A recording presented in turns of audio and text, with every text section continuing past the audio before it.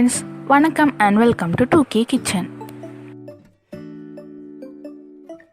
இன்றைக்கி நம்ம பார்க்க போகிற டிஷ் சோயா 65. ஃபஸ்ட் ஒரு பாத்திரத்தில் நல்லா ஷாலோ ஃப்ரை பண்ணுற அளவுக்கு ஆயில் நிறையா ஊற்றிக்கணும். அது ஒரு சைடு ஹீட் ஆகிட்டு இருக்கும்போது இன்னொரு பாத்திரத்தில் 5 ஸ்பூன் சோள மாவு ஆட் பண்ணிக்கிறோம். அப்புறமா அதில் நம்ம ஒரு 2 டீஸ்பூன் பச்சரிசி மாவு ஆட் பண்ணிக்கிறோம். அப்புறமா 2 table spoon red chilli powder நம்ம ஆட் பண்ணிக்கிறோம். அப்புறமா 1 டீஸ்பூன் கரம் மசாலா, அதுக்கப்புறம் 1 டீஸ்பூன் கோபி மசாலா ஆட் பண்ணிக்கிறோம். அப்புறமா 2 பிஞ்ச் டர்மரிக் பவுடர் ஆட் பண்ணிக்கிறோம்.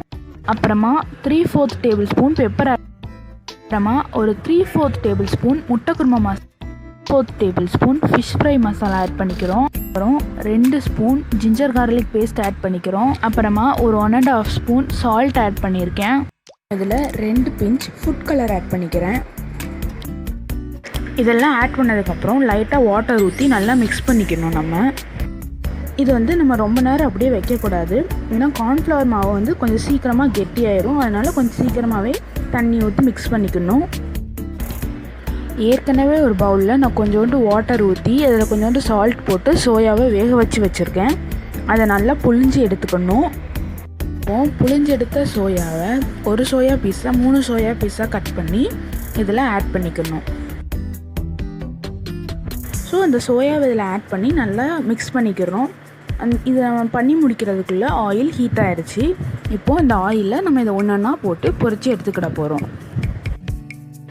இதை ஒரு சாலிட் சைட் டிஷ்ஷாகவும் யூஸ் பண்ணிக்கலாம், இல்லைனா ஒரு ஸ்நாக்காக கூட நம்ம யூஸ் பண்ணிக்கலாம். இது கொஞ்சம் காரமாக தான் இருக்கும், ஏன்னா நம்ம எந்த பைண்டிங் ஏஜென்ட்டும் இதில் ஆட் பண்ணாதனால இது கொஞ்சோண்டு காரமாக தான் இருக்கும். அப்புறமா நம்ம கொஞ்சமாக ஹனி ஆட் பண்ணிக்கலாம். நல்லா மிக்ஸ் ஆகிற அளவுக்கு மிக்ஸ் பண்ணிக்கலாம்.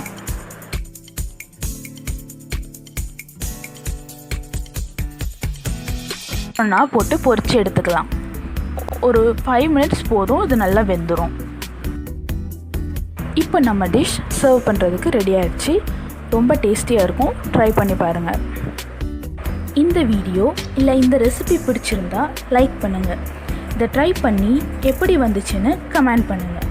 மறக்காமல் இது யாருக்கெல்லாம் ரொம்ப பிடிக்குமோ இல்லை தேவையோ அவங்களுக்கு ஷேர் பண்ணுங்கள். நெக்ஸ்ட் இன்னொரு வீடியோவில் இன்னொரு ரெசிபியோட உங்களை பார்க்குறேன். டாடா, பாய் பாய்.